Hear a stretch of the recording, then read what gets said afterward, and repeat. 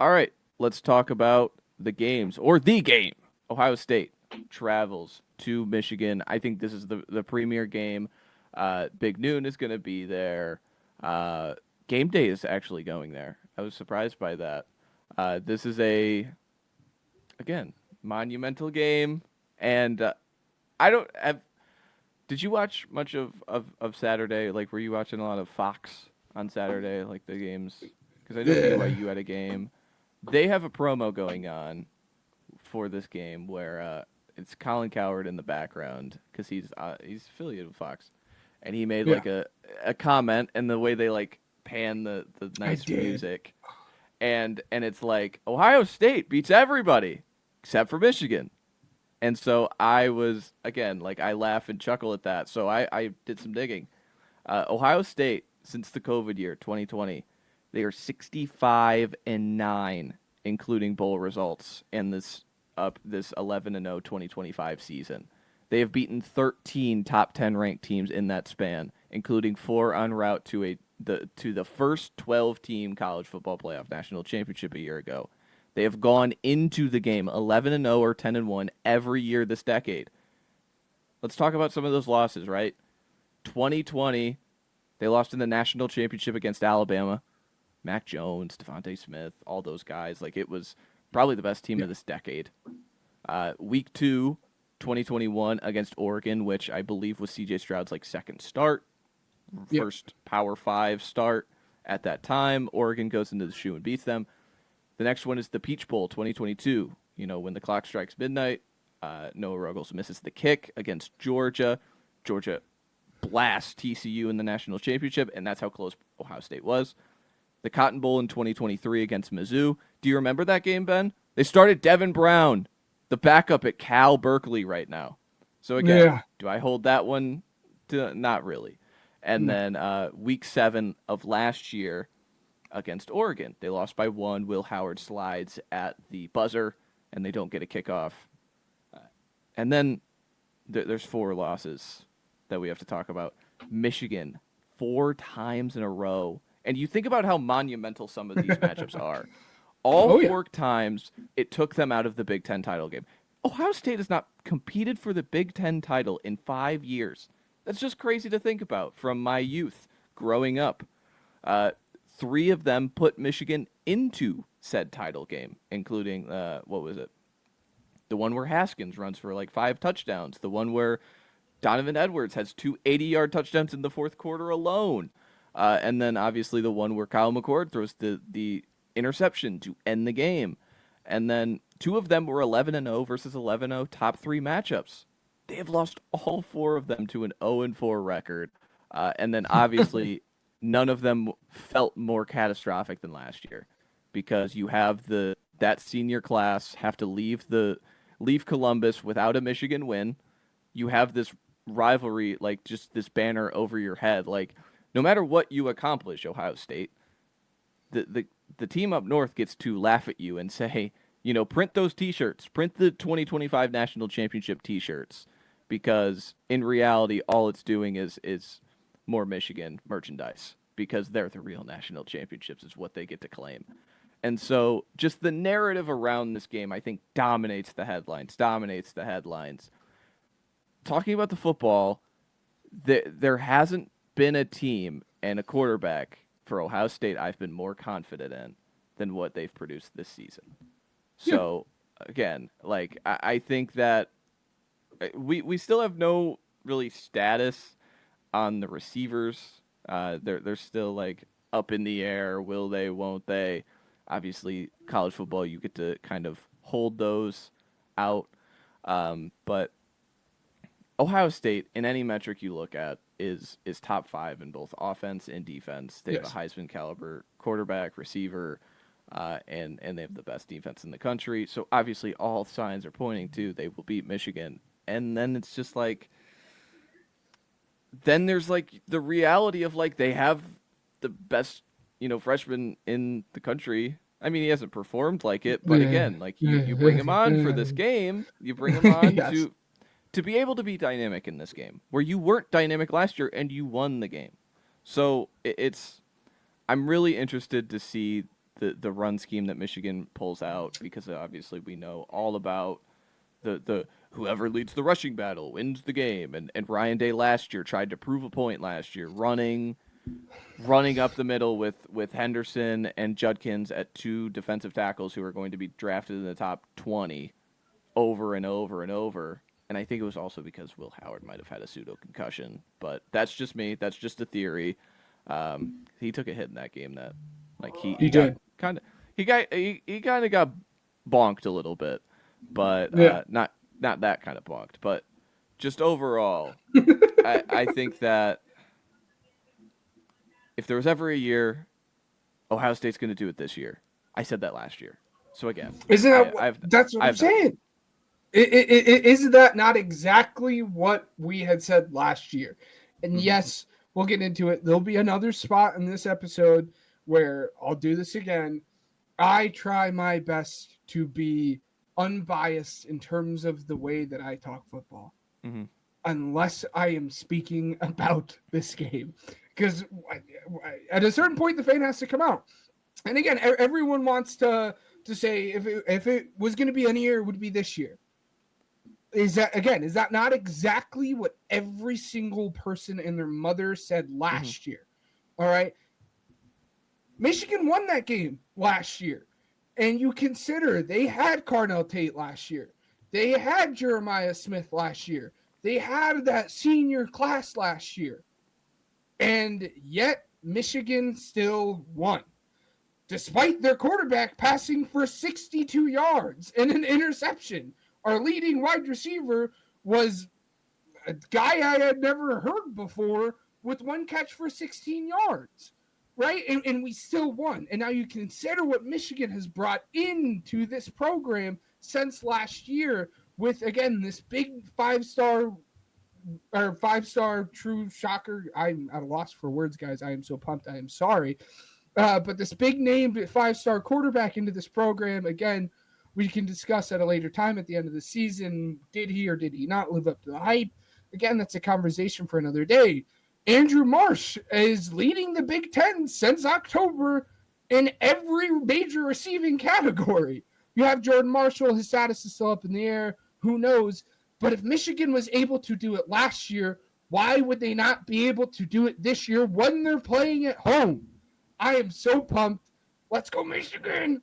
I'm going to pick Michigan to win this game. How could I not? But in actuality, let's get down to talking football. I think you had touched on the main point.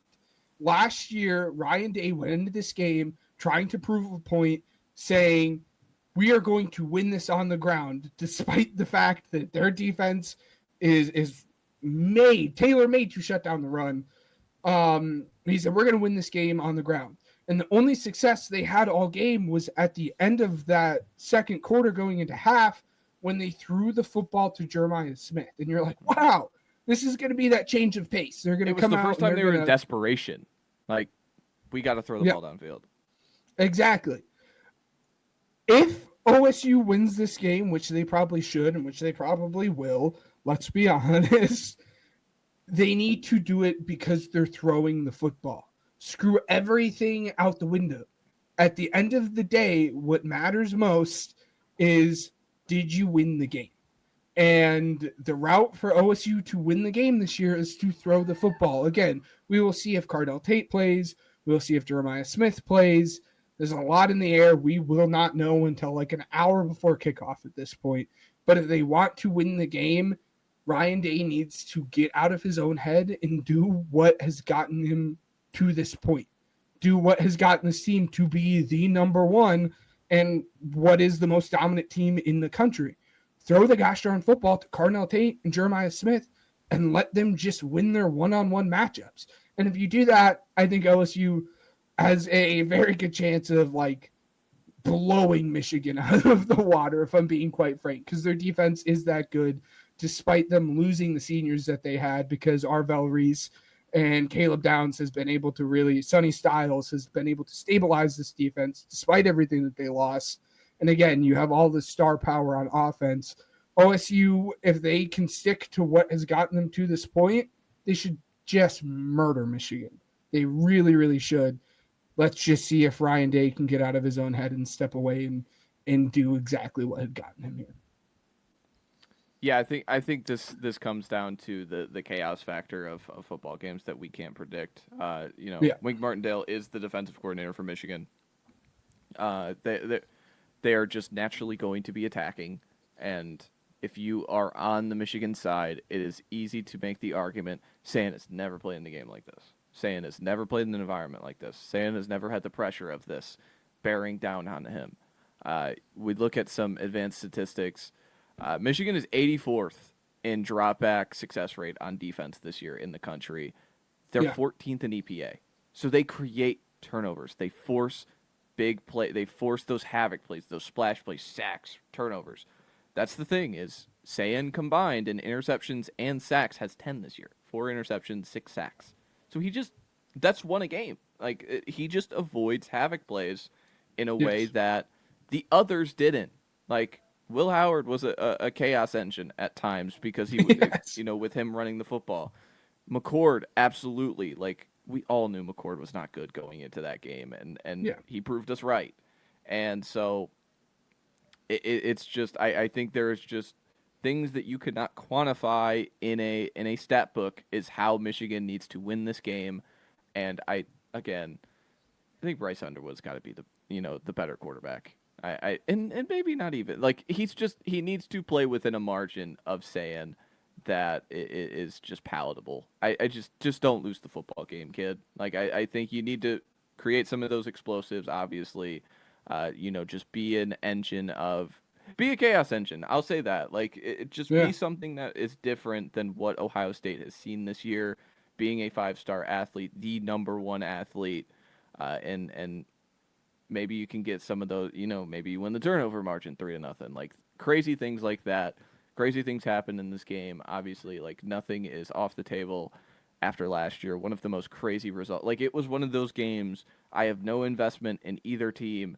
I could not look away. I could not flip to another game. I watched the commercials for this game last year. I couldn't flip to another thing because I didn't want to miss any moment of this game last year. And, and obviously we got to wrap this all with a bow.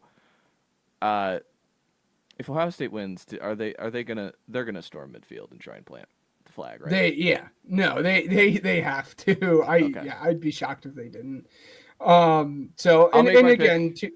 I'm gonna lay the points with Ohio State, and then just feel bad I think about it in the that's second smart. quarter when Yeah. it's 10-10 and there's just no lead. But No, I yeah, think the smart move is OSU laying the points.